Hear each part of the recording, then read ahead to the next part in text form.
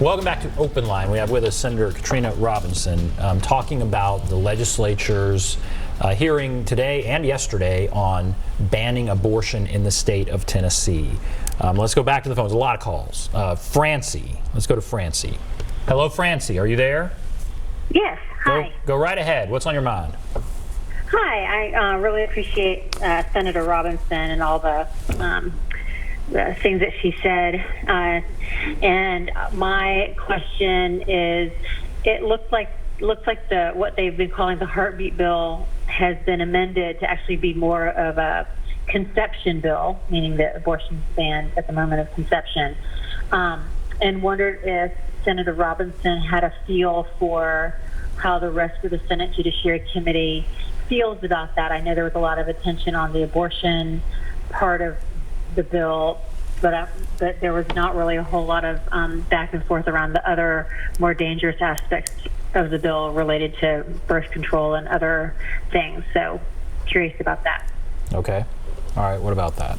Yeah, that was one of the things that we did not really touch on in detail today, but I think that was part of the questioning and the testimony that we heard from the doctor that was from ACOG when we talked about the North Dakota lawsuit.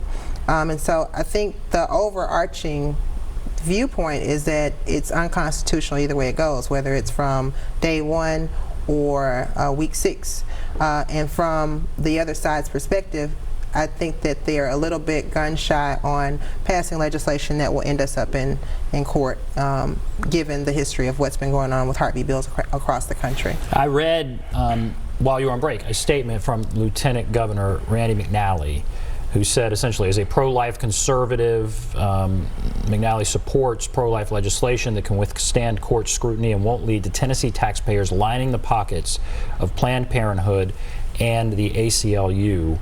And he goes on to say he's consistently expressed his reservations regarding Senate Bill 1236. The most recent amendment does not assuage those concerns. When you hear that statement, what do you think that means? This is from the Lieutenant Governor. I can only speculate, but from political decoding, I think we probably would say that, and I don't want to speak for Lieutenant Governor McNally, but I think he understands the implications of passing such legislation, and he wants to be responsible in the legislature's advancement towards the agenda for being pro-life. And so he is considering whether or not, and I think that was part of what the witnesses were supposed to illustrate for us today, whether or not this particular bill could stand up in court. If it could stand up in court, then we would probably pursue the legislation, but after testimony today, I would assume that the overall takeaway was that no, it would not withstand any court hearing.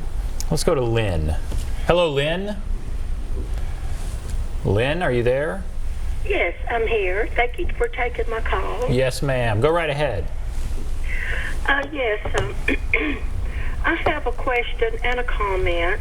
My question is, if there is a total abortion ban, where does that leave the 8, 9, and 10-year-old girls who become pregnant by a neighbor or an uncle or someone like that? Because pregnancy can occur at age 8, 9, and 10, 11. And my comment is, I've heard stories from grandparents that back in the old days, people would go down dark alleys. They would use coat hangers to try to perform an abortion. They would use bleach. They would do several things. And my other comment is, a total abortion ban would put a lot of women in jeopardy in the way that a huge percentage of the time the guys run off.